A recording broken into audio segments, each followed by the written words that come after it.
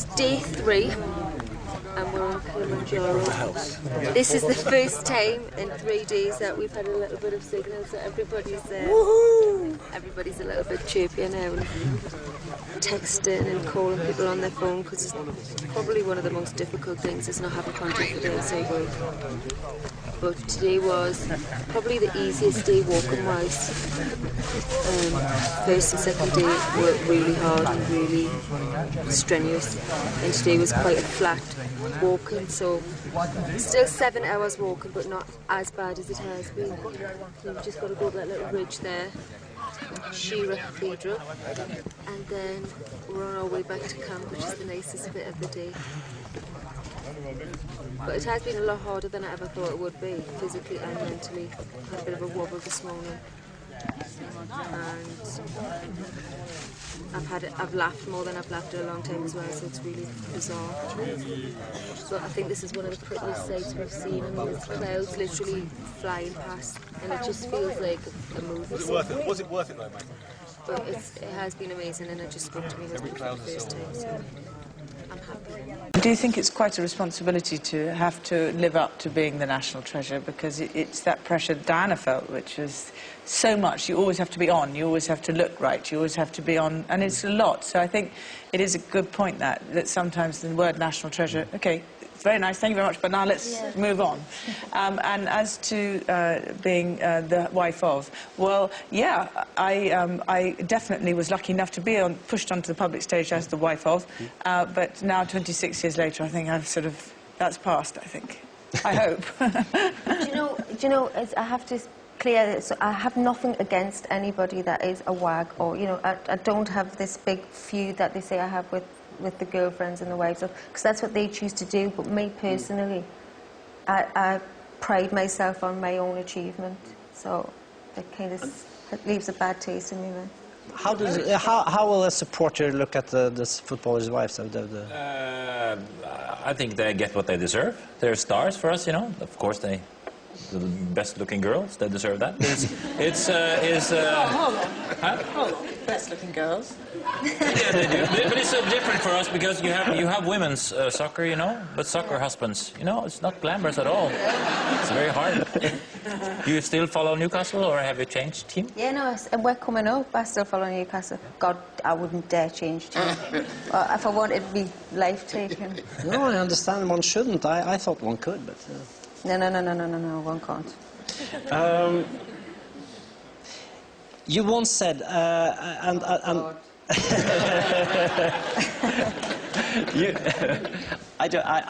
know, the problem is YouTube exists, you know, and unfortunately. I saw an interview with you where you said, I have no private life anymore. I only have a personal life, but not a private life. Yeah. What do you mean by that? So, you know, I'm able to enjoy as much as possible a personal life, so, you know, with somebody I care about, or my family and stuff, but it's not private. It's exploited, or it's, you know, taken advantage of, or it's spread across everywhere, and it's not private, is it? It's personal, but not private. And now that you've been through a very public breakup, or a very media-covered breakup, has that changed your view of the, you know, of being in a relationship? Or is it just like you focus on the media all the time, or is it possible for you? I focus on my career. I've got a great album out at the minute.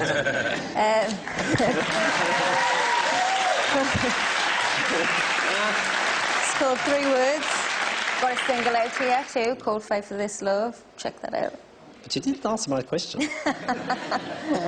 Yeah. Has this changed your view on relationships?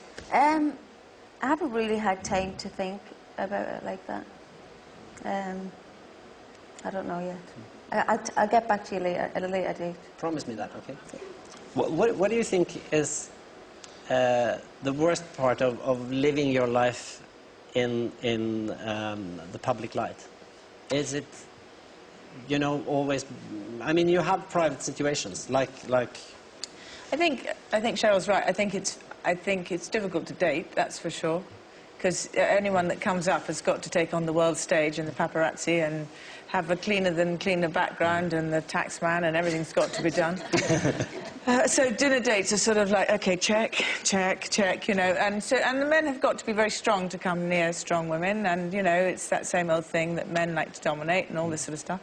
But the good news is that we embrace what we have. We work hard at it. Cheryl, you work so hard at it, and I believe that we can do a lot of good from the public stage, and if we look at it like that, then we're so lucky. Yeah. I believe. Totally. I think that's... You're doing a song now called Fight for This Love. Yes. What's it about?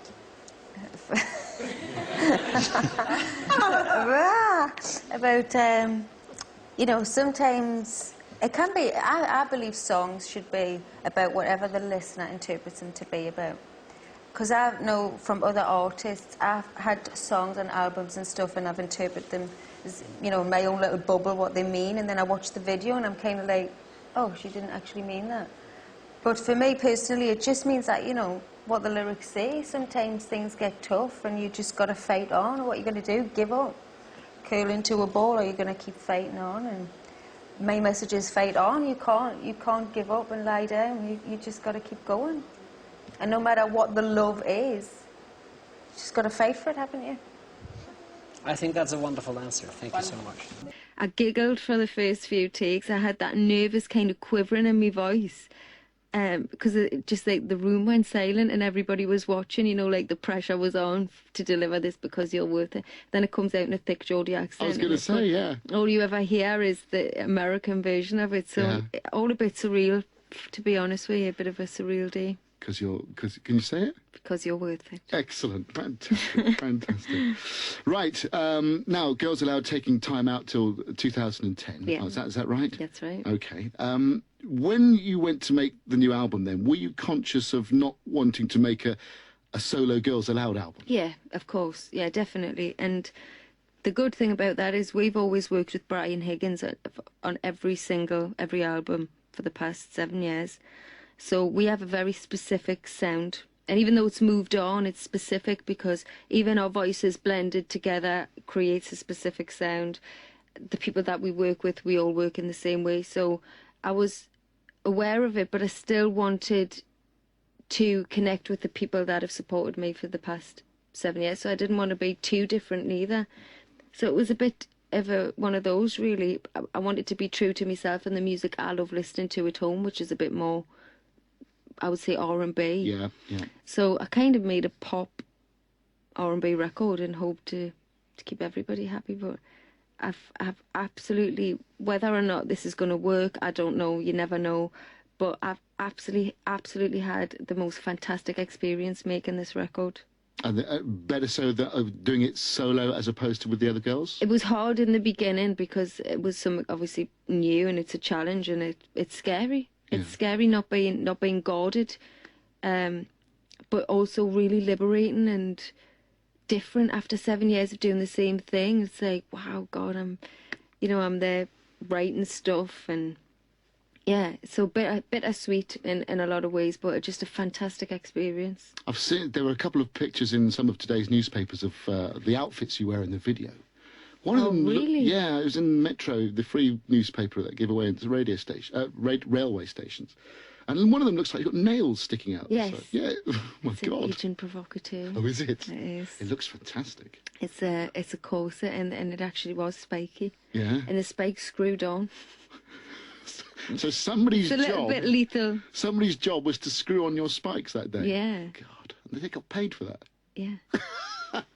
She's amazing. Oh, that's all right. She's amazing. No, that was. It's about the image I wanted to give off for the song, which is fighting, empowering, and it's a very strong look. It does look a very strong. Spiky corset.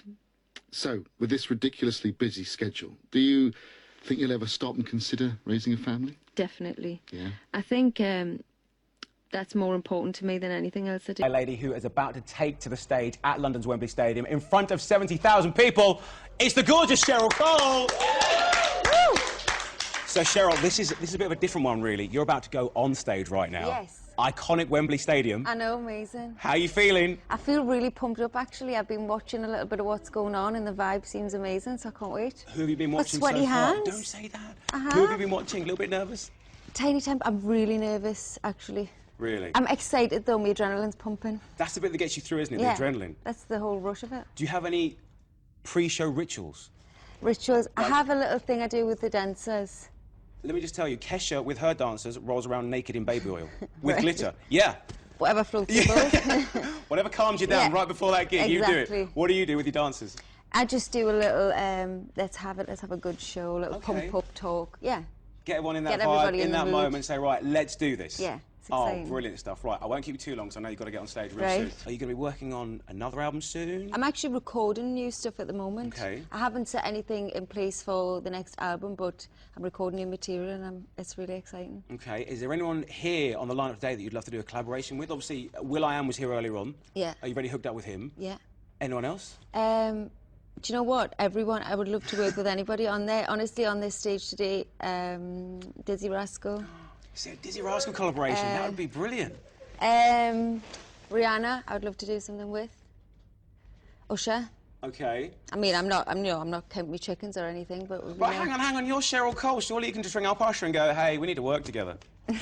Is that not how it works? No, it doesn't work like that. Oh, come on, you need to change that. Usher was here earlier on. We can hook you up. Okay, you're going to hook us up? I'll hook you up with Usher. Okay, Is we'll that all see. right? Yeah, that's what we fine need. by me. Okay, cool stuff. You've been eyeing up the sweets as well, I know that. Have you the got a bit of a cakes. sweet tooth? Terrible. Sweet tooth. Really? Yeah, really bad. Do you ever pig out? Because you've got an amazing figure, you look gorgeous. Do you pig out and then work out masses, or do you just never pig out? I always eat sweets. I live on sweets. I've got a real bad sugar Okay, so tooth. all the girls right now are going, where does she get the figure from? The adrenaline and the dancing around keeps us trim. Right, okay, that's the way to do it. Right, I'm going to give you some sweets if you do the sweet challenge, okay? Right. You've got to answer 3 questions, All right? okay? Yeah. What sweet are you going to go for? A cupcake. They are nice. Let's do this. Right, first question. Who was your first snog? Do you remember it? I actually don't. That really bad. That's terrible. That It is guy bad. is watching this right now going, I can't believe it, she doesn't remember me. Okay, first record you bought, and did it influence you? It actually did. I used to love it, and it was Rick Astley, Never Gonna Give You Up. I don't know if I should be admitting to that. You should. No. Rick Oh, Astley influences TLC, Cheryl Cole. Waterfalls. Now, that's a beautiful song. It's a great song. I absolutely love that one. Okay, 2 questions down, 1 more to go. Who's the most famous person in your mobile phone? That would be telling. Oh, you don't get a cake, you see. You have to answer all 3 questions. Girl never tells. Come on, give me a clue. It's worth a cake. Well, I am. Oh, okay, okay. You can have a cake. I'm Go messing. on, have Can I a have a cake. cake? You have a cake. Go on. Okay. Just quickly as well. Somebody's Justin. finger been in that. No. Kesha spat a sweet out, so don't Oh, have the nice. sweets. I won't be having anything. You're all right. No, she hasn't touched. She was sat there. I was sat here. She didn't touch anything around There's this side. actually a sucked sweet in this I know. jar. We're not going to focus on that though. Have a Saliva. cake. Let's not focus on that. We're going to put that on eBay. Have one of these from around Maybe here. I have one of these that's like all nice and wrapped up, and you know that nobody's touched Or it. a lollipop. I'll have a refresher. Okay, you have Somebody a could have refresher. sucked that and wrapped it back up. That's disgusting. Who would do that? Well, whoever did that. Yeah, okay, Kesh would probably do that, wouldn't she? Just one quick question before you go. Justin Bieber, Yeah. have you got a bit of Bieber fever? Maybe if I was like 15 again. I get it. You know what? Justin Bieber's going to be well upset. No, I've got Bieber fever. Why? Because I was chatting to Justin Bieber earlier on, and he was singing your praises. He likes Cheryl Cole He's a sweet. lot. Yeah, that's the no then, isn't it? He's sweet. You've just a shattered his child. world. He's a child. Yeah, you've hit the nail on the head right there, but we're going to cut that bit out. Cheryl Cole, good luck on stage. Thank you very much. Ladies and gents, it's Cheryl Cole. Cheryl Cole, thank you very much for joining me today. you. Let's start by taking the last week in your life. Right. You were live at Wembley for 2 nights supporting Coldplay. Yeah. You've had your X Factor commitments. Yes. Ashley played for Chelsea on Sunday and scored. I don't know what you did yesterday, but you're probably working. And today you've got countless interviews with people like me to promote the new album, 3 Words, and your new single, Fight for This Love. Yes. Is every week like this in your personal life? It is. But it's all good. Do you enjoy it? I love it. I really do. And when I'm at home, I'm itching to be at work, so I would far rather be doing this. And they say, better to be busy than bored. Better to be busy than bored. That's the right one, isn't it? Yeah, that's right. Is your personal secretary got the busiest job in the world then, organising this for I you? do have a girl I work with called Lily. But no, I have a fantastic management team, and my record label are amazing, so and I can cope. Do you follow what they say, or do you just say, hang on a minute, I want to do this now? Or No, who yeah, calls the shots? it's very much a team thing. Like, today, this is everyone, you know, this is great for everybody, but if it's something I'm not happy with, of course, I have to say I'm not happy. Alexandra was on the show last week. Yeah, everybody's been saying that, you know, it's like we've been doing it. She texted us when she was leaving, saying leaving for my radio tour in the morning for 2 weeks. I think she was on the road for. That's right, yeah. And she came into us, I think it was last Friday. We were one of the last ones because she started in Glasgow and came to the south. And I asked her about this article in Hello magazine about you paying £5,000 holiday for her to the Seychelles. And she said, you'll have to ask Cheryl to see if it's true or not. No, it's not true. Oh, okay. It's not true. I did. Because it was her 21st. It was her 21st birthday, and I was devastated because she's been talking about turning 21 since I met her. Literally since last year, she was like, my 21st birthday. I'm like, chill out a little bit. You've got a year left before you're 21. Really wanted to be there, and I was actually doing my judges' homes part of the X Factor on her 21st birthday. So I did send her a gift, but that wasn't it. Right, okay. Do you often text her and find out how she's getting on? Yeah, of course, yeah. I'd love to know how she's getting on. I've got to. And are you proud?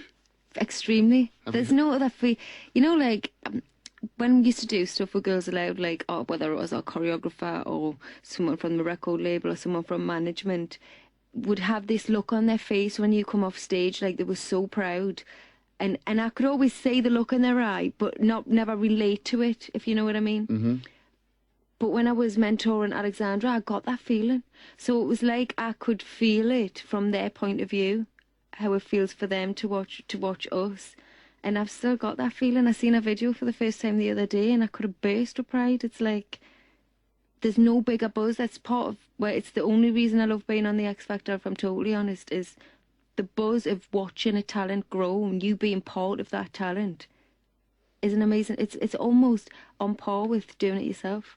And she's such a lovely girl as well. She is brimming with excitement. She is. She's like the enthusiasm. She keeps it fresh for me. She's so enthusiastic, and there's nothing jaded about it yet. You know, everything's new, everything's exciting, and you just have to talk to her and you feel excited. Yeah.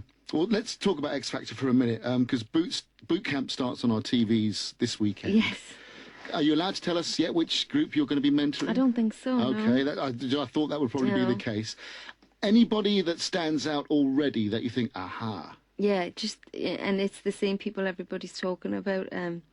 The over 25s category are very, very, very strong at the moment, but a lot of drama unfolds at the boot camp stage. Oh, really?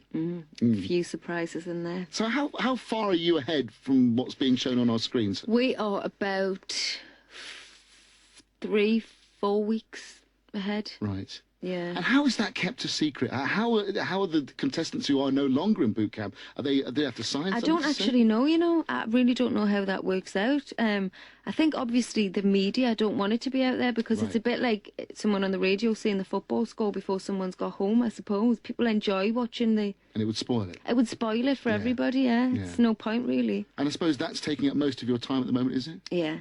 So the X Factor, the solo stuff, and I just signed a L'Oreal. I'm an ambassador. I want to come on to that in just a moment as well, yeah. Because since you became a judge on the X Factor last year, your popularity around the country has rocketed. I saw an article in the press last week about role models for young people, and there was a picture of you and David Beckham as modern-day role models. Do you realise that you have this burden of responsibility? And if you do, does it put any pressure on you? The role model's a big responsibility, and it's something I take seriously, but I'm still a human being, you know. I'm still going to make mistakes, no doubt. I'm still going to make bad choices or wrong decisions. I can only hope that as part of being a role model that people learn from that, I suppose. I don't read into any of that. I don't read any of the magazines. I don't want to hear all the negativity or feel the negativity because it can be soul destroying. And the same terms, I don't want to hear that I'm being bigged up as a role model or a style icon or whatever I am, because I don't want to believe that type either. I don't want to be pushed up as high as they can push us to fall that far. So I just kind of get my head down and do with what I'm doing. And I love the fact that people are supportive, and if I'm having that impact, that's amazing. Because as soon as I found out I was coming to see you today, I've got 2 daughters, and it was on Facebook within seconds. And like all their mates saying, "Oh my God, you're going to do this," and because they all loved you, or they loved. I'm not talking the past. They all love you. I love that. Yeah, I love that. Yeah, it was just they're just so excited. Yeah, and I can't describe to you how that feels. I can't. When you went on The Rivals so long ago, Yes, 7 years. what was it, 2002? Yeah. I quite like the boys' song. I wonder what happened to them. What was that? Follow Your Heart. Do you know what's strange? I bought that.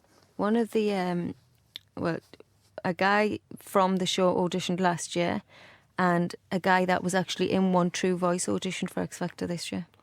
Oh, right. Yeah, so, but It's weird. kind of all back to the start. How different it could have been. I know, exactly. And from when that moment, God, to now, not only are you back on the show, but you're sitting on the other side of the desk. I know, it's weird, isn't it?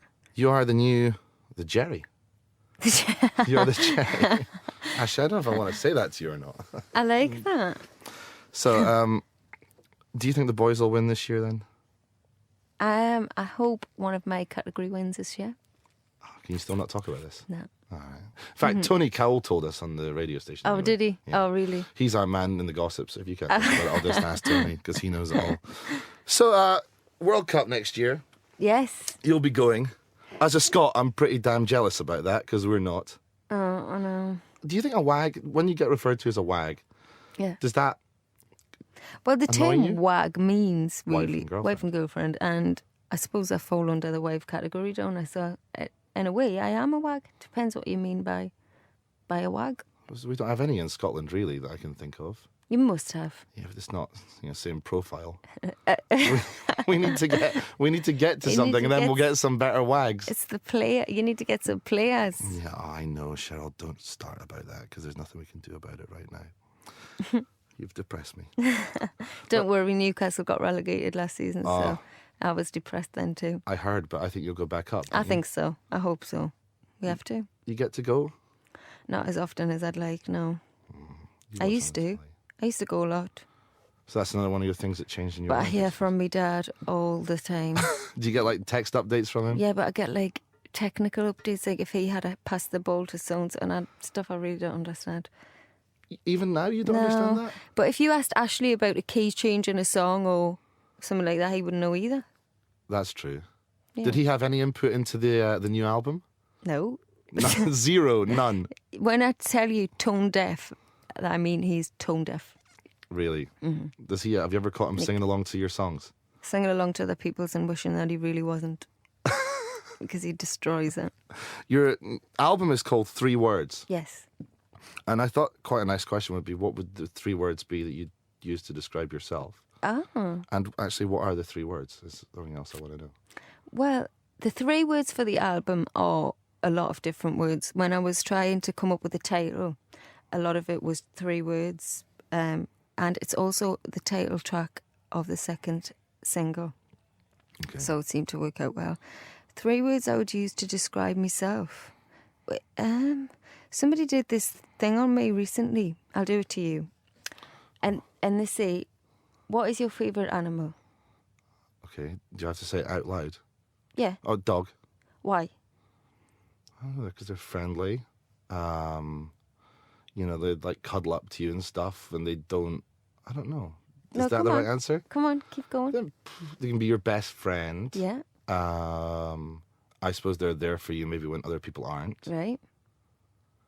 They in the carpet. Yeah, I'll bleep that bit out. Yeah, you blew that out. What's your second favourite animal? Cat. Why?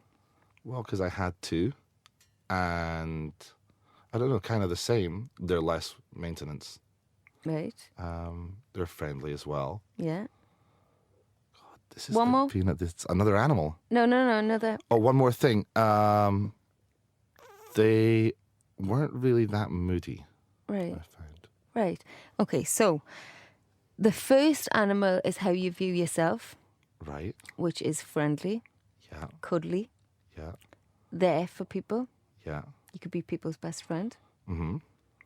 And the second animal is how people view you. Low maintenance, Low maintenance. Good. friendly, Yeah. and yeah, That's the thing. What is So it? Their my thing? thing when they did it to me, What I said the animals? same. Say it in the same No, order? not a cat. I said a dog, and it was because they were friendly, they were loyal, they were snuggly. Yeah. So they're probably the 3 words I would use to describe myself through this psychological game we're playing. And my second animal was a dolphin. But, you know, have you ever been swimming with dolphins? No, I haven't, but I really want to.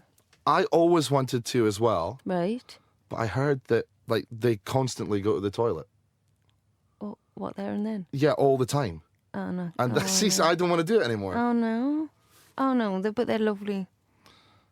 Aren't they? Bear that in mind. They're amazing creatures. So, yeah. So there. Dolphin and a dog. Yeah. I like Dog it. first, dolphin Dolphin. second. Cheryl's brand new song is called Fight for This Love, and we're playing it lots here at Real Radio already. Yeah. You're out by... And, God, this time's flown so quickly. I know. You were just as nice as I wanted you to be. Oh, thank you. And everyone said, oh, you're going to do an interview with Cheryl Cole. I bet you she is lovely, and you have been. Oh, thank you very much. I just wish we had longer, but Me we're too. done. Oh, So that's it. thanks for hanging out. Thank you. Are your family royalists? Are you? Yeah, we love the royals. You do? Yeah, we love the royals. You know, they're important to us. Very important. But you can't remember her wedding, can you? No. I think you were 3 years old, so it's Okay. not really... I really expected. But I know about it. You have a very different background and very far away from Buckingham Palace. Yes, very far. Can Yeah, you tell us a probably. bit about it? Well, I grew up on a council estate in Newcastle. I suppose you could just say just an ordinary girl with an extraordinary dream that somehow, through the midst of it all, I've managed to achieve. I suppose that's how you'd put it in brief terms. But that's exactly right. So everybody watching can think, oh, I one day could be like this. And that's the magic. That's the magic for me. For me, one of the most important things that I can do is inspire other people to dream. So whether it's me being a judge on the X Factor and giving somebody else that hope that I had, because I came from a reality TV too, or whether it's what I do, what I wear, you know, experiences I'm having that inspire other people. That's one of the most amazing feelings for me. How... I mean, your parents, they were quite young Very. when... Can you tell us about them? Yeah, my mother was 17 when she had her first child, and met my dad when she was 21. By then she already had 3 children. He was 17 when he met me mum, so then they had me, 4th and 9, and then I have a little brother. So yeah, by the time she was 28 she had 5 kids. Scary stuff, right? And those 5 kids, you were one of them, but the other 4, they are not stars. They are not living your kind of life. They're stars in my eyes, but they're not stars in the public. No, they don't live. They don't get my life at all. They're like, freaks them out. They're like, don't get it. But they enjoy it. You know, they embrace it, and they're proud of what I do. But I read somewhere that you have a brother who's constantly in some kind of trouble. Yeah, always. My whole life, since ever I can remember. He's been to prison a few times, and he just can't seem to get himself together. I suppose he's one of those people that's always a little bit lost. What kind of part did you play in this family? What kind of role did you have? The entertainer. It's trying to, hi guys, jazz hands, you know, like, I suppose being number 4 in line, you kind of, maybe you look for a little bit more for that attention. But I've had it in me blood ever since I can remember. You know, I was the one running across the room doing the splits. I'm number 4 as well. Jazz yeah. kicks. I'm number 4 as well. There you I go. do that all the time, doing the splits in the family. Yeah.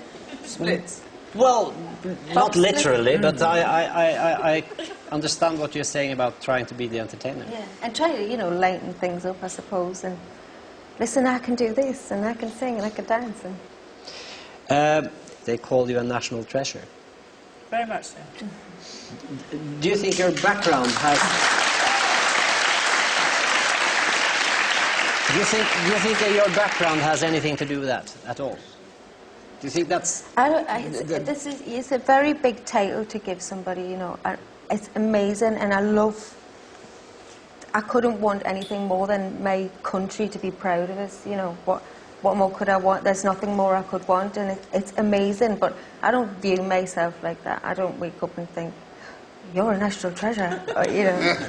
It's a little bit strange to take on board that thing, but the fact that my country's proud of us, and, you know, wherever I go in the world, people say that to me is like an overwhelming feeling.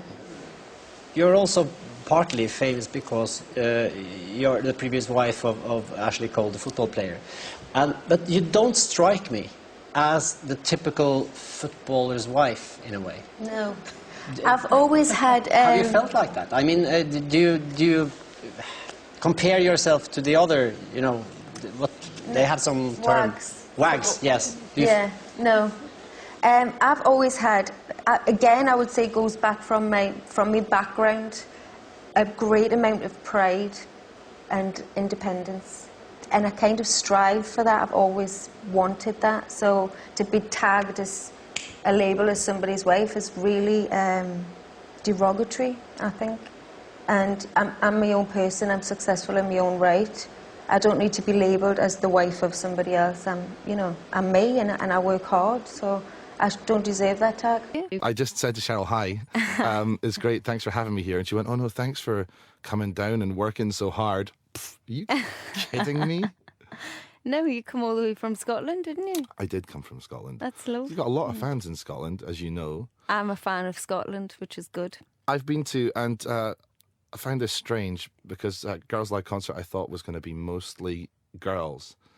Actually, it wasn't. There's a lot of guys in the audience too. Do you know what? I found this, actually, there was a real great mix. There was a group of guys, there was groups of girls, there was partners, boyfriend, girlfriends, there was boyfriends, girlfriends. It was fantastic. Not being cynical, but do you think groups of guys that go there hunting? Yeah, I mean, sharking. Oh, I hope not. Do you think you're some sort of modern day Cilla Black? I hope getting all these folk together? Yeah, maybe. It was funny because the last tour, you came, you know, when the stage goes up and you go across the crowd. I'm pretty sure you looked at me when you were singing. Pretty sure you could say yes there. Maybe. Mm-hmm. And they say all the different names, and they all cheered. And when you came out, there's just something huge has happened with you. That, you know, all this Angel of the North and the nation's sweetheart, and well, you won the sexiest woman in the world. Oh God. You know, these are all amazing things that have happened to you over the last couple of years or so. It's just really accelerated. So now I'm wondering, are you like a workaholic? Because it seems that everywhere I go, Cheryl Cole is there. I think I actually have turned into a workaholic. I love it.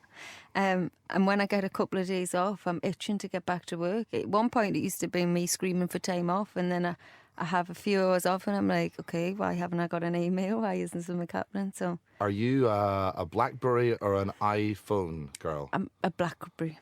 And have you got it set to that thing so as soon as you get an email, it buzzes? Yes. Oh, how can you do that? It doesn't stop. I know. And do you know what? I am the worst technical person ever. Like I can't do any of that. MySpace, Facebook, Twitter. I'm no good at it. But you have all those. No, I don't. So who's pretending to be you? I don't know. It's quite scary. That's weird. That is a little bit weird. Is that the most weird thing that fans have done? Do you know what? I don't. It's really cute when it's a fan doing it on my behalf, but when they're pretending to be me, that's not good. That's not fair. I'll stop that. You stop that right now. Just stop that. So you know that's not actually. You know, like for my little cousin is 14. Her name's Zoe. Yeah. And I said to her, you know, what do you think? And she went, oh my God, Cheryl Cole's the luckiest girl on the planet. You're a beautiful girl. You've got, you know. That's a matter of opinion. Everyone voted very, number one in the world. Sweet. Is this like the perfect? Is this what you always dreamed of? Has everything all come true? Yeah. Do you know? I keep saying it. You kind of don't realise as it's happening, what is happening until you look back. Like I look back on last year now, and I can't believe what I achieved last year.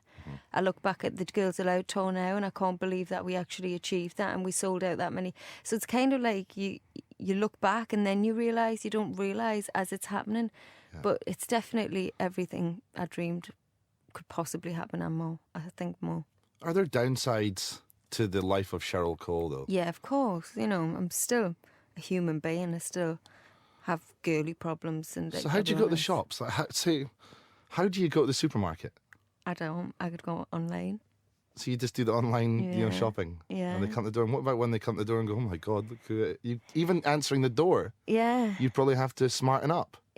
Well, sometimes in my dressing gown, which is not a great look, but yeah, it is a little bit weird. Yeah, I can imagine just not being able to do anything. But what normal. is weirder is I don't feel like that until people react like that. So I just think I'm answering the door, and it's not until the person you answer the door to goes, and then you think, oh God, oh no, my helm and my dressing gown or whatever. So it's kind of weird how people react to you more than how you feel. Last year when you came into the TV show, to the X Factor, actually it's kind of what's happening to Alicia Dixon now. She just started on Strictly, but you didn't get the hard time that she's getting, which I think is a bit unfair. Yeah, me too. How can someone that votes on the phone go, oh, what does she know about dancing? Well, you're voting on the phone from your fat ass on the couch. Well, controversial. That is controversial. Do you know what? I just can only go by how terrified and under scrutiny I felt on my first live show, and it must be awful what she's going through. And yeah, she didn't, she hasn't put herself out there and said she's an expert or whatever. She was there from her experience, which she won the series last year, and yeah, I hope it all just dies down for her. I've climbed the mountain recently with Alicia, and I know her really well, and she's a very strong woman. Yeah, you put in more training than her, though. She just, she didn't do anything. I interviewed her before. She said, I'm just going to kind of do it. I hope I'll be all right. You didn't do any either? No, me and her were like the two that were like, I went on the treadmill twice. It's really bad. Treadmill twice, then one of the highest mountains in the world. Mountain. It was the hardest thing I think I've ever done. From that, taking over from Sharon last year. Yes. To now, I don't know if we did this thing on our website, who's your favourite judge, and obviously you won this. Oh, love it was that. pretty close with Simon, though. Yeah. It was pretty close. But I had Alexandra in. Isn't it funny that you mentored her, and now actually a year on, and I thought for just a second that your solo singles were both coming out the same week. Yeah. Did you look at that and go, oh, we're quite close? Because she's actually the week before. Yeah, no, song. I kind of still feel like a bit like I'm a mentor, really, on a big sister kind of way. She said she counts you as a friend, and you do still talk, so it didn't finish after the show. No, of course not. I mean, what we went through was pretty intense. Yeah. It's a massive thing, and I would love to think like I was part of her success, and I wouldn't want that to end, because that's kind of a reflection on me. But isn't that funny, though, that like you helped her and you went through this whole thing with her, and actually, when you were with the band all that time, now you're doing it by yourself. Yeah.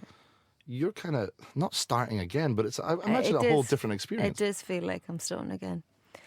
And doing all, interviews on my own, everything I'm doing on my own, it does feel like it's the beginning of a new thing again. It's quite scary. When you do things like this before as a group, I guess maybe you could, if you didn't like a certain question, one of the other girls would take it. Now you have to do them all. Exactly. I'm kind of unveiled. I'm unguarded. Still? Yeah, well, I'm on my own, so I haven't got the rest of them guarded. And if I didn't like a question, they just got the look or the look of doom. Yeah, and we'd answer for each other and all those kinds of things in loads of different ways. Who was your inspiration whilst you were growing up?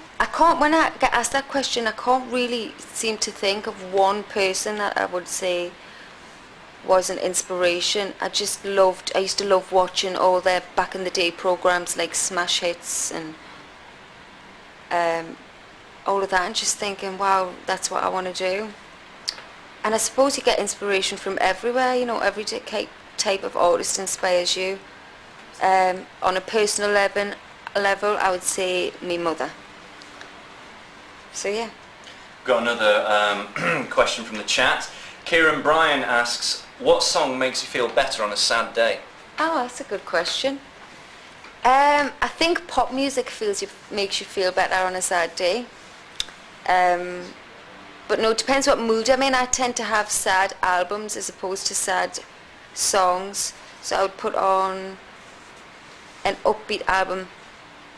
Yeah, I love Beyonce's album. Bay-Day always gets me in a good mood. Still Now, that whole album.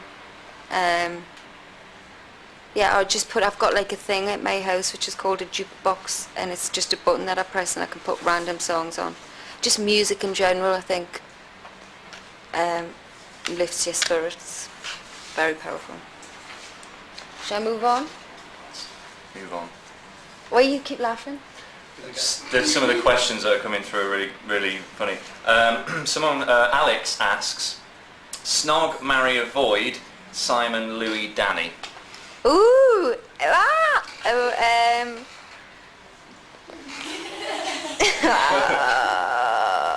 Okay, so we'd have to go, wow. Avoid. Snog, marry, avoid. Snog, Danny. Kind of like to avoid the other two, but I could not bear being married to Simon Cowell, because you wouldn't get a word in. One, you wouldn't get a word in edgeways. Two, he would always be right. And three, it's enough just sitting next to him on a weekend. So I would say I'd have to marry Louis. Really? Not really. But just because it would be comfortable and nice, and yeah, he would make you a nice cup of tea. That was a hard one. Okay. How do you deal with the pressure when in front of a big crowd? Right. So when it's a big crowd, in terms of if it's on the tour and it's the first night, you normally feel a lot of pressure for the first night because you want to deliver an amazing show to the fans. And you know, it's been like a pressure cooker for weeks because we've all been rehearsing and it's come to this one night. But I love it. That's part of the buzz of it all. There's different measures of pressure, like when I go up to my hometown and it's me friends and family, that's again a different type of pressure, but I think I deal with it quite well. Or I'd like to think I do, and especially when I'm with the other girls, because I almost feel like if I can be responsible for them, I take the pressure off myself a little bit, so I like to feel responsibility, and then I don't feel as pressured, and I'd like to think that I deliver under pressure, because that's what I love doing. Cool, we've got another question from the chat. A lot of people have asked this actually. Are you doing a solo tour? There's nothing, I haven't even, God, I can only hope that people like the album first, so there is no talk of a solo tour. If people love the album as much as they seem to love the single,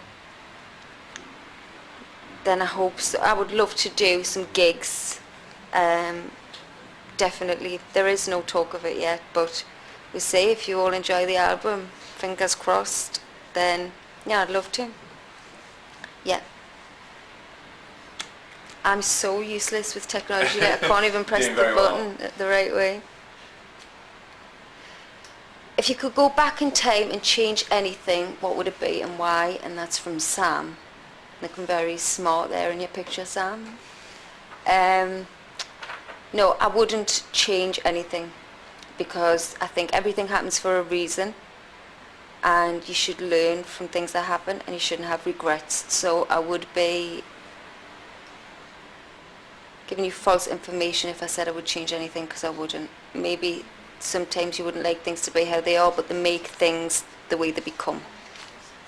Everything happens for a reason, I promise you. I've gone back again, sorry. Actually, we've got a live question, quite a good question here. If you could only listen to one band or artist for the rest of your life, who would it be? If I could only listen? To one band for the rest of your life. That's out of order.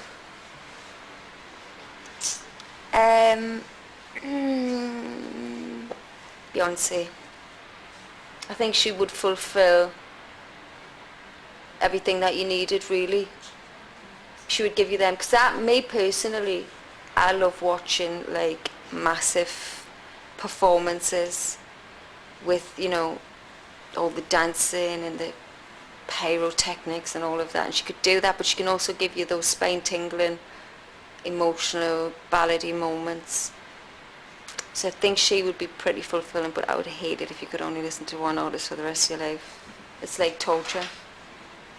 Is this question from you, Will? It actually is, yeah, that's me.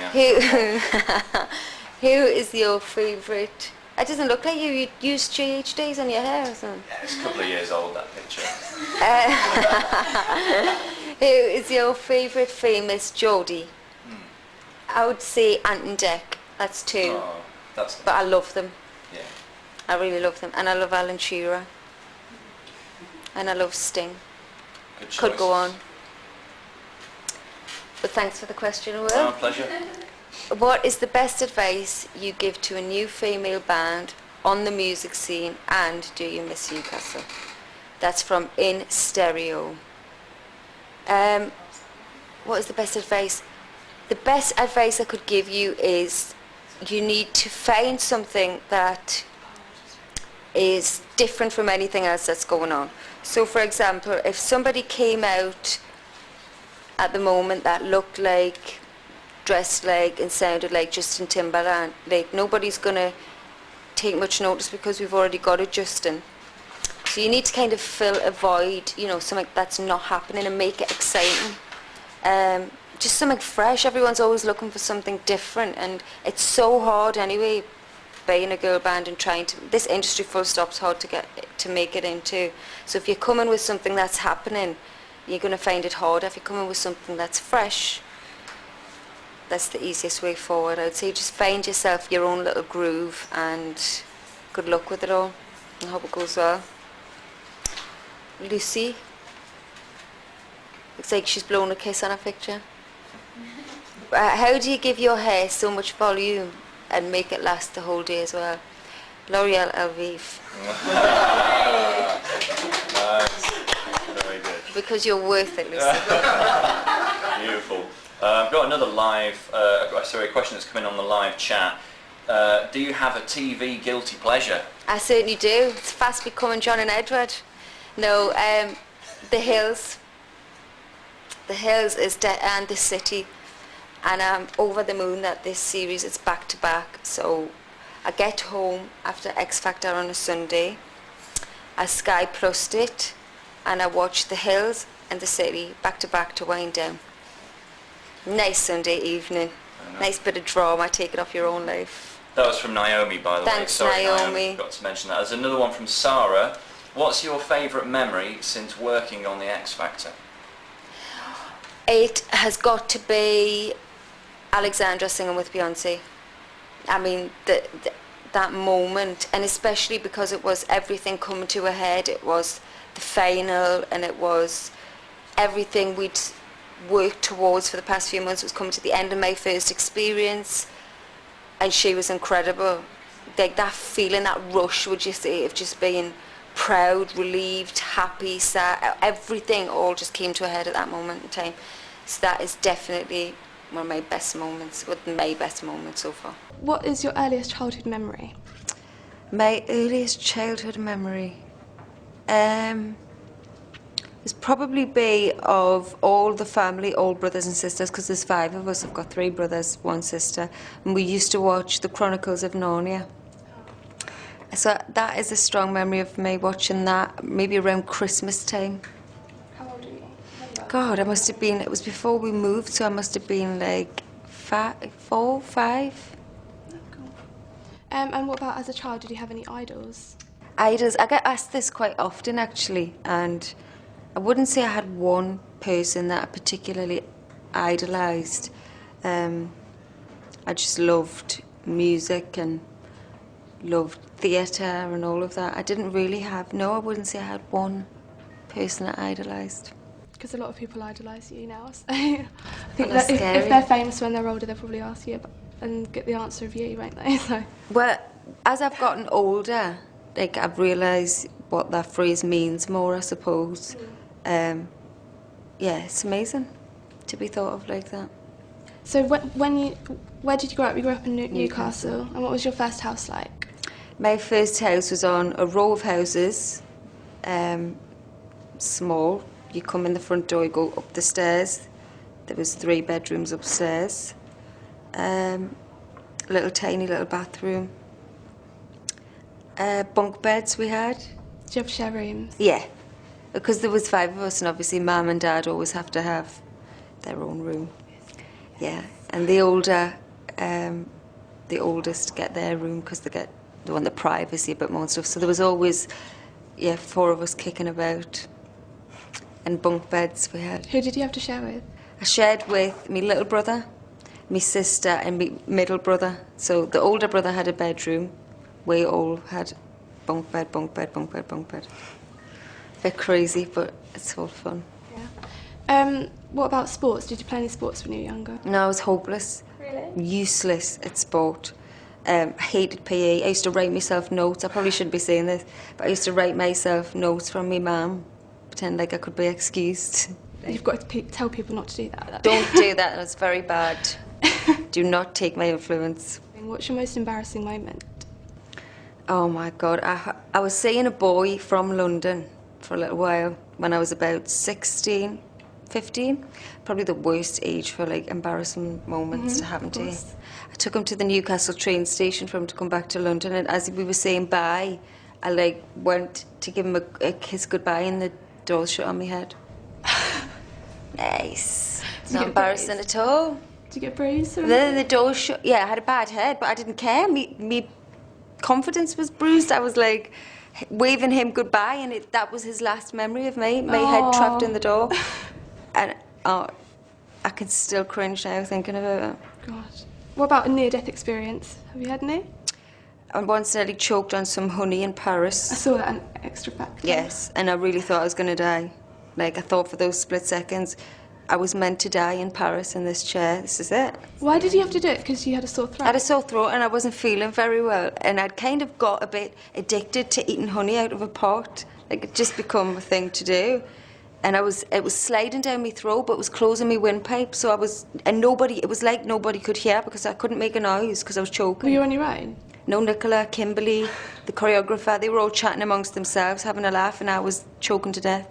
Literally could not get even a little bit of air down my throat, so yeah, I thought I was going to die then. And I once choked on half a hula hoop at school. I thought I was a goner, because that was hard.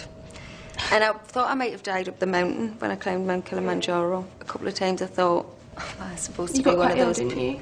I got quite ill, but there would be times you couldn't breathe properly, or you're facing a cliff front and you're thinking, if my foot slips here. I think a lot of people admired you for doing that. Scary. Other people. Very Definitely. scary. What about presents? You obviously probably get quite a lot of presents. Yeah. What about the best and the worst present? It's probably quite a hard question. That is a hard question. I do. I haven't really got any that stick out as the best present. I like giving presents. Yeah, I like that. I love that feeling. I love watching people's faces when they're opening it, when you know something they really want. Yeah. I prefer that. If you could change one thing about yourself, what would it be? There'll be a few, but I'll just stick to one. To not be so nervous. Be a bit more positive. You don't with come things. across as nervous, though. Really? Yeah. If it's a big stage in my life, I do. And I'm a big worrier. So if I could stop worrying so much, I would change that. Yeah. What would you say has been the most nerve-wracking part of your career? It's all in different stages, been, nerve-wracking. First tour. First time you do anything's really scary. It's new, isn't it? It's a change, and so I would say that the Brit Awards is really scary. Any first opening night of a tour is scary, or when you go back to your hometown. And I would say X Factor has to tip the lot, really. It was so good, though. But Your performance. scary-wise, so. Yeah, I can imagine. Yeah. Probably a lot of people. You had a lot of things riding on it, didn't you? Yeah. Like, a lot of people counting on you to do well, but you did. You did well. Thank you. What's the one thing that's guaranteed to make you laugh, no matter what mood you're in? My nieces and nephews, always guaranteed for a laugh. It's like watching us again when we were kids. Yeah. Yeah, and there's loads of them. Oh. So, yeah. How many are there? 9 now. Really? Wow. And sometimes I have them all down, so... Oh, that's nice. Yeah, How old are they? What's it's nice the for the age first range? couple of hours. They range from one newborn, just tiny Really? newborn, 2 weeks old, 3 weeks old now, she, to I've got a niece 18.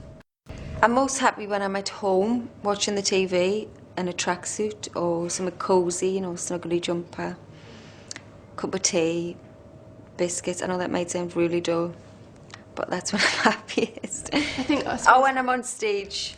When I'm on stage. No, when I'm on stage, I love that part of it. That's the best part of the job.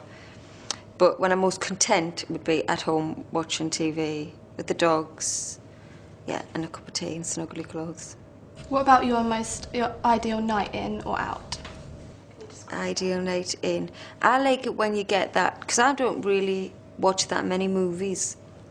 So when you get that odd movie that you really want to see, or that's really, like I like romantic comedies, chick flicks. Yeah. So maybe or something silly like Beverly Hills Chihuahua, I loved. So maybe just sitting in with a pizza watching a nice easygoing chick flick that's going to make you laugh. Yeah.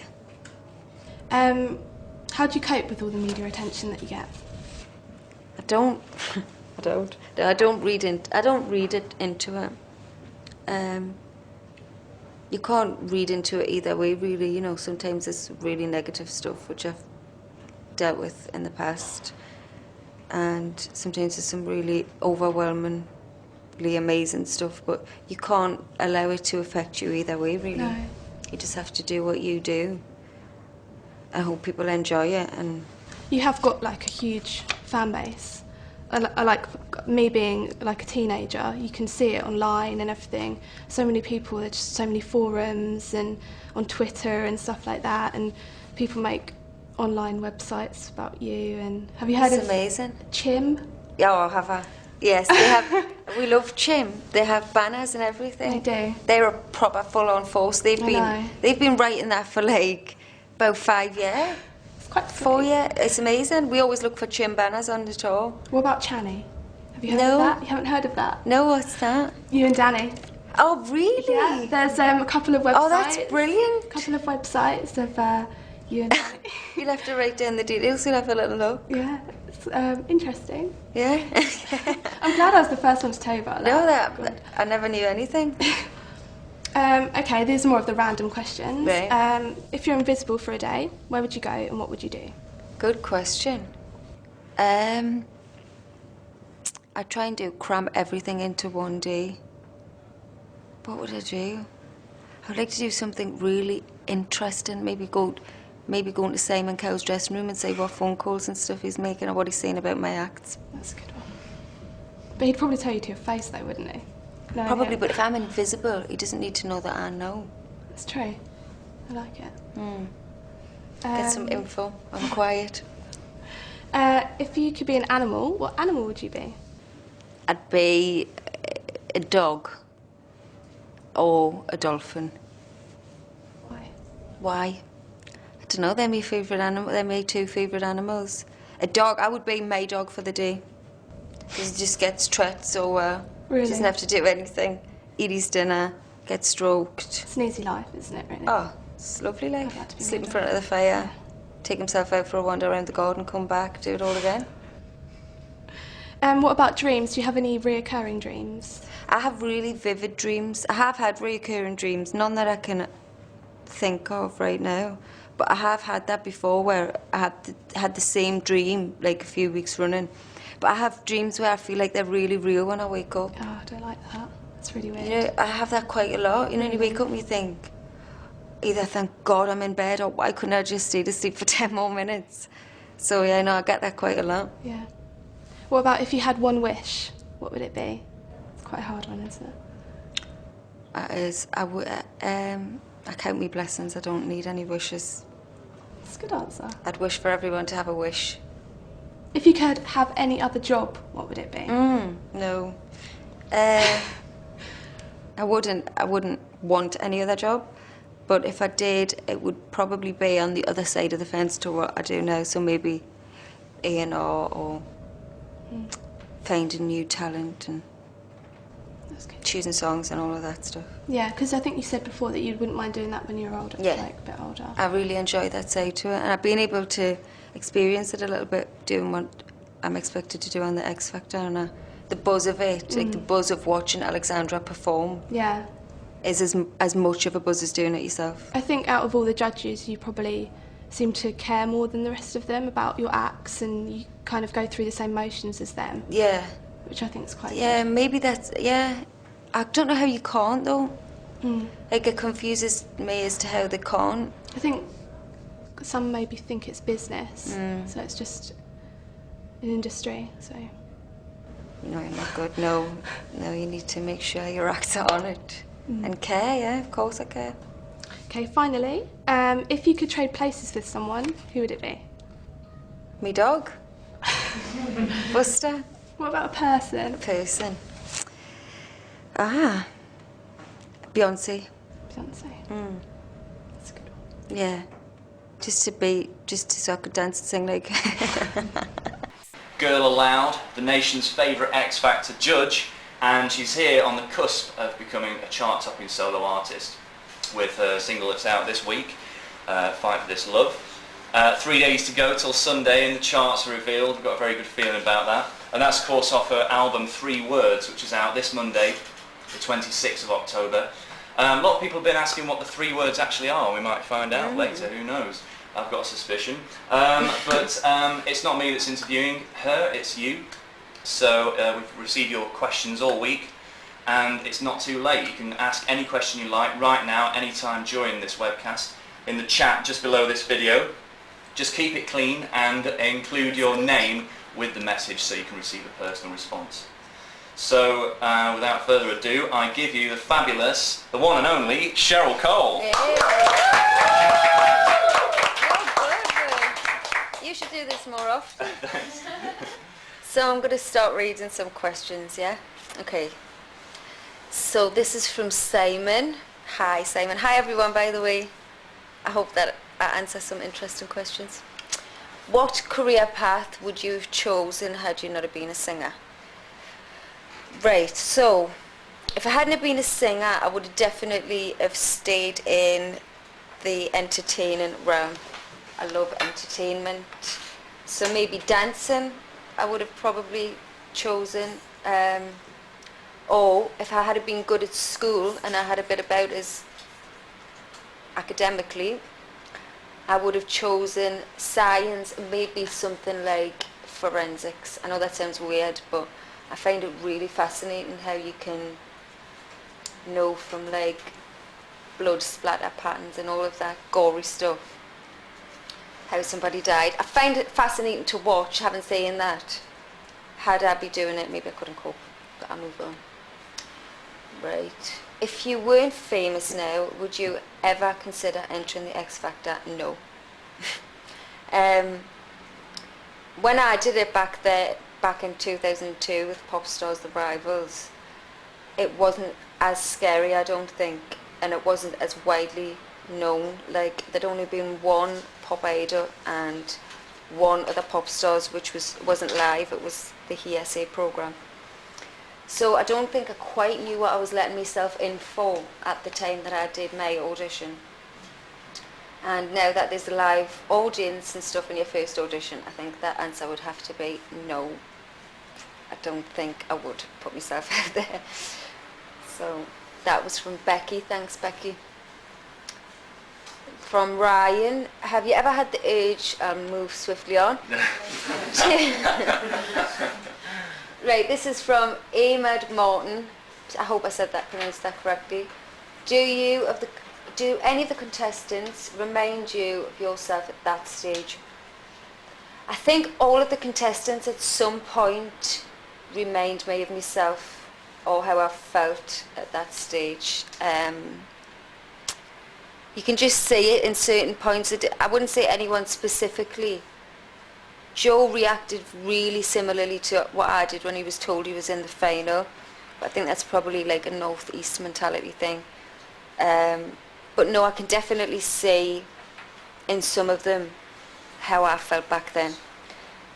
So yeah, I can relate to them at most points. How does it feel to be a role model to millions of fans out there? I find that really tough question to answer. I've been asked quite a lot recently, and I am fully aware that I've got a massive responsibility, and you know, from letters and stuff that I receive, that people do look up to what I do, so I try to take that responsibility very seriously.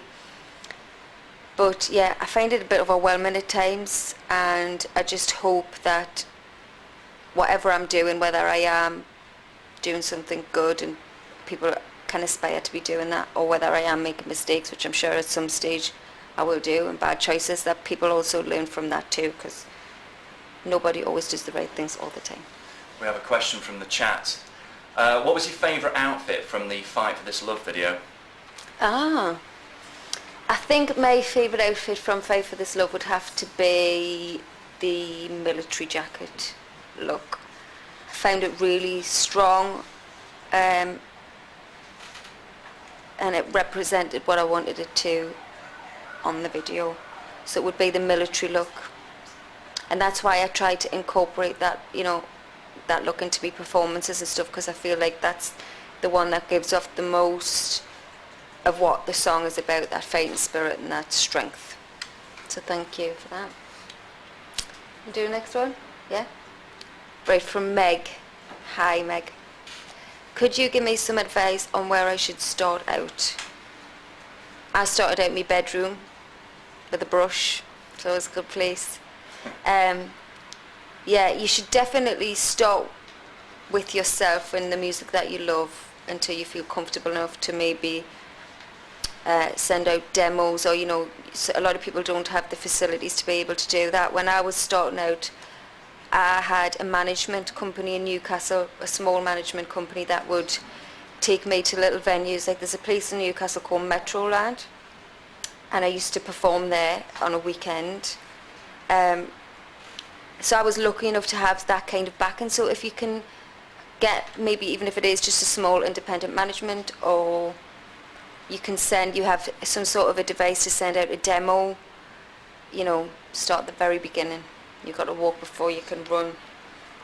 But good luck with everything, Meg. I hope it works out. We've got another question from the live chat. Remember to include your names, but we've got one here.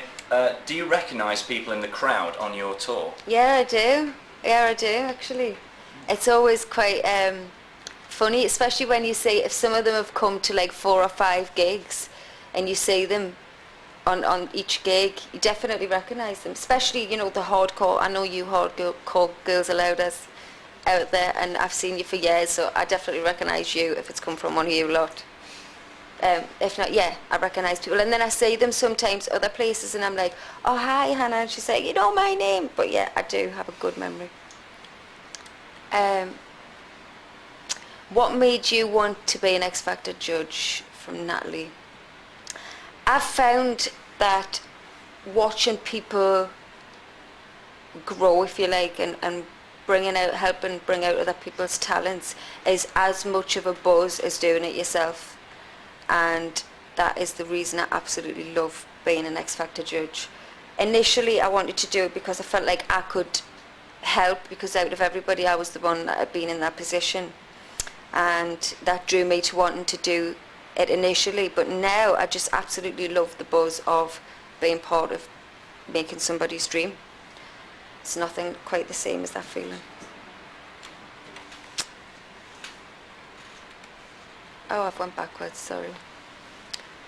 Would you consider doing a version of the X Factor in Zimbabwe? There is so much hidden talent here, from Trish. I don't see why not, Trish. If I was approached to do Zimbabwe's Got the X Factor, I'd do it. Why not? And I'm sure there is a lot of talent there. There's a lot of hidden talent all over the place. We have another live question from the chat. Chris asks, who have you been most starstruck by? I would have said Beyonce.